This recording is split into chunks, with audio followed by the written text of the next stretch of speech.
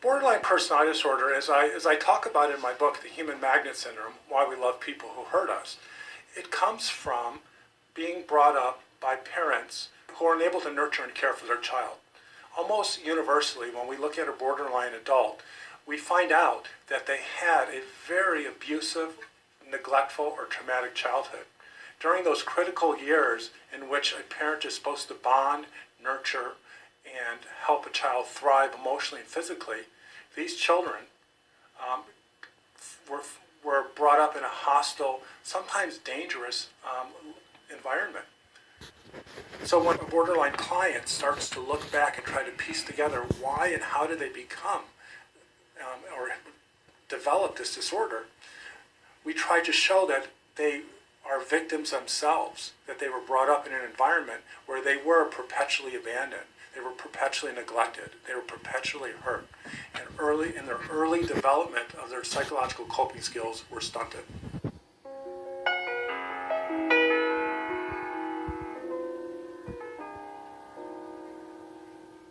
Borderlines start their relationships extremely quickly and intensely. Borderlines have an undescribable urge to feel loved and to love.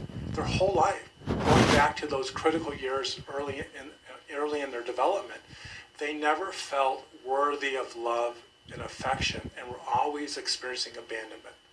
So there's this deep hole, this deep chasm of emptiness that borderlines all feel.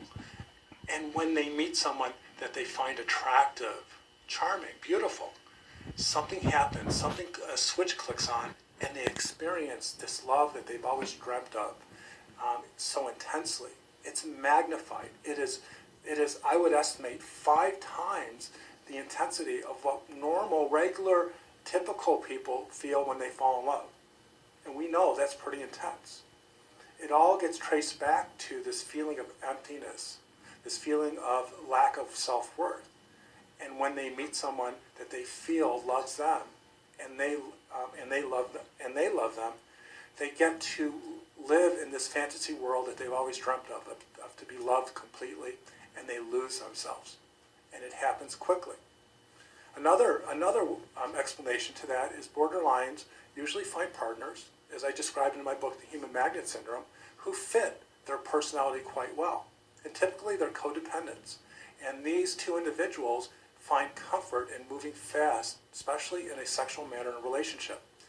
And they lose their identities, they lose themselves in the sexual act and mistake that for the normal developmental path that most people have to take to build a relationship. And that happens quickly, and sex becomes the action of connection and love.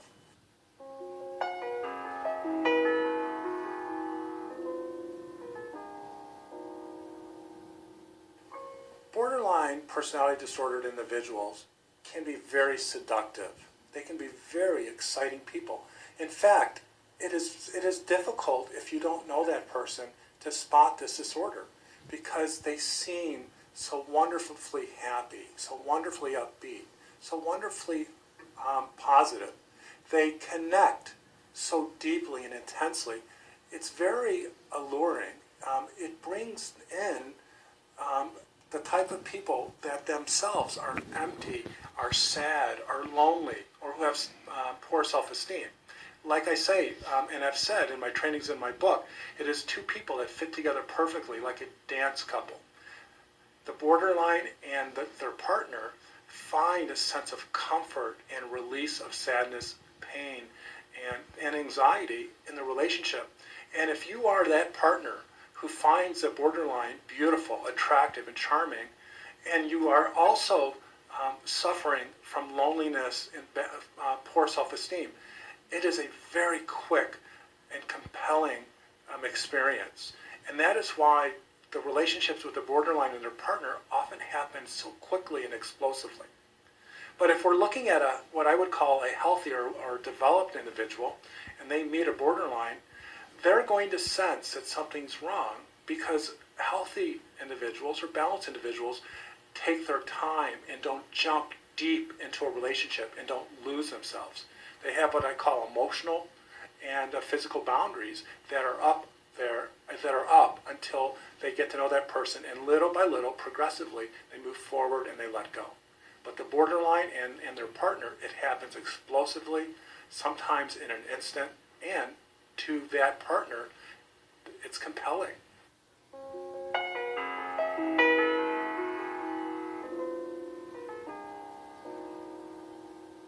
When a borderline and a codependent meet, it is a potent connection. It is a connection that feeds that which is missing in both people. They share this deep sense of loneliness, this existential void, this feeling of emptiness. Although they're very different clinically and diagnostically, both suffer from a sense of deeply embedded shame. And when two people who are suffering and needing someone to take that pain away, and they meet, it's an explosive event. In an article that I wrote for the Huffington Post, which is called Relationship Math, I explained that codependents and borderlines are really underdeveloped people. So I use the term half individuals, because a full individual, a person who has good self-esteem, has a well-developed self-concept, was loved and nurtured as a child, is a fully autonomous and independent person, and when they meet someone, there's an interdependency in the relationship. But the borderline and the codependent, who are half-developed, find each other and finally for the first time feel good about themselves. And that is part of the euphoria that I talked about earlier that draws them into the relationship in this dance of explosive, almost drug-like feelings of euphoria.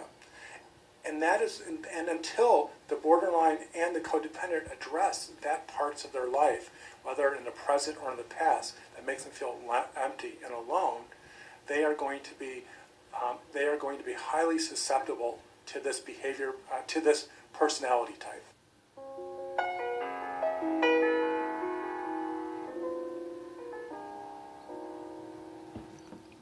Borderline personality disorder is categorized as a personality disorder. And although all the personality disorders, and I believe there's 9, are very, very different, they all share a few central traits. Believe they need psychotherapy or psychiatric help because they don't recognize the problem in themselves. They will blame them for being mean and judgmental, when in fact that's a part of themselves that they're too fragile to actually admit or understand. So when we're looking at trying to get borderlines help, and there is help, there's really good therapy out there, good treatment, the challenge is getting them into therapy. Because the borderline, whose central theme is abandonment, if you suggest to a borderline in a loving way, sweetie, honey, I really think you need help, you should, why don't you go get therapy? The borderline, who is so filled with dread of the possibility of being abandoned, hears, you're broken and you're not worth my love. But as someone is abandoning them or judging them, therapy, because the shame that is in such, they cannot recognize it, they can't acknowledge it, so they blame other people and don't see it in themselves. Without a recognition of the deeper elements of their psychopathology or their psychological problems, getting them into therapy is often very difficult.